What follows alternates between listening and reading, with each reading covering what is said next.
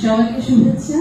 গণমাধ্যমের বন্ধুরা আপনারা আছেন এখানে, আপনি যেটা বললেন সেটা দিয়ে শুরু করি। সবচেয়ে বেশি আমাদের পরে আপনাদেরই উপরে দায়িত্ব বর্তায় আসলে দর্শক অবধি নিয়ে যাওয়া আমাদের ছবিটিকে।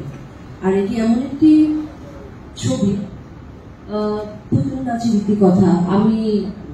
আমি ছবিটি করবার সময় থেকে শুরু করে এখন পর্যন্ত মানে খুব কম ছবি নিয়ে এই উত্তেজনাটা একটা হিসেবে বা আমরা রেখে দিই। আমি এখানে একটা চরিত্র করেছি, আপনারা শুনেছেন ইতিমধ্যে, কুসুম চরিত্রটি। আমার মনে হয় যে কোনো অভিনেতার জীবনে খুবই আরাধ্য একটি চরিত্র।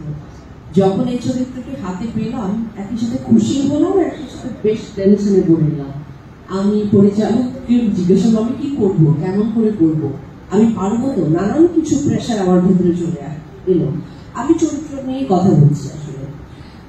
আরেকটি খুবই জরুরি কথা যে আমরা যখন পাঠ পড়েছি আমরা উপন্যাসটা, তখন যত রকম মানুষ আসলে তত রকম ভাবে তাদের ভিজুয়াল এবং তাদের মতো করে এই ছবির চরিত্রগুলো সেগুলো তাদের মতো করে তারা ধারণ করে নেয়।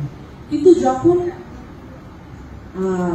হলে গিয়ে চরিত্রগুলো দেখি বা চরিত্রগুলোকে দেখে, তখন নানান রকম প্রশ্ন থাকে, নানান কিছু থাকে। অনেকে খুব মানে মনক্ষুণ্ণ হয়, হলো না এটা এমন, এটা তো এমন হওয়ার কথা ছিল, উপন্যাসে বেশি ভালো ছিল, সেটা তো এখানে দেখতে পেলাম না। আমার এর আগেও সাহিত্য নির্ভর কিছু কাজ করবার, ভালো কিছু কাজ, খুব সিগনিফিকেন্ট কিছু কাজ করবার করার অভিজ্ঞতা হয়েছে।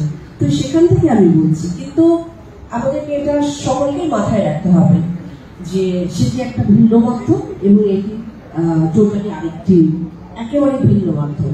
এবং চরিত্র নিরিখে যখন দেখতে যাবে, তখন নানা রকম কথা মাথায় এলেও আমরা যখন পুরো ফিল্মটি যে ক্যানভাসে আমরা দেখবো, তখন সবগুলো চরিত্রকে ঠিক করে হাজির করা, গল্পের ওপরে পুরোপুরি মানে জাস্টিফাই করা গল্পটিকে, এবং সিনেমাটিক লাইসেন্স সমস্ত কিছু নিয়ে কিন্তু তৈরি হয় এই পুতুল নাচের রীতিকথার মতো ছবিগুলো। আমি বিশেষ করে পুতুল নাচের রীতিকথার কথা বলছি, এই ছবিটি নির্মাণ হয়েছে সেভাবে।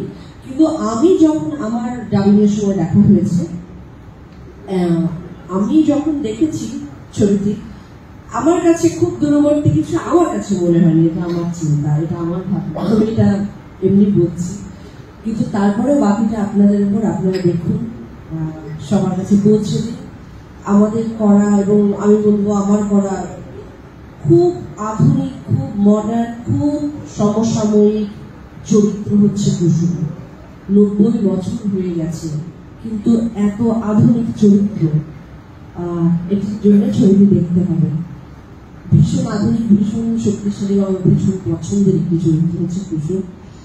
এবং এটা করতে পেরে আলাদা আবার সবার সামনে আমি আবার তোমাদের থ্যাঙ্কস জানাচ্ছি। আপনারা সকলে দেখবেন, সবাইকে দেখবার জন্য বলবেন।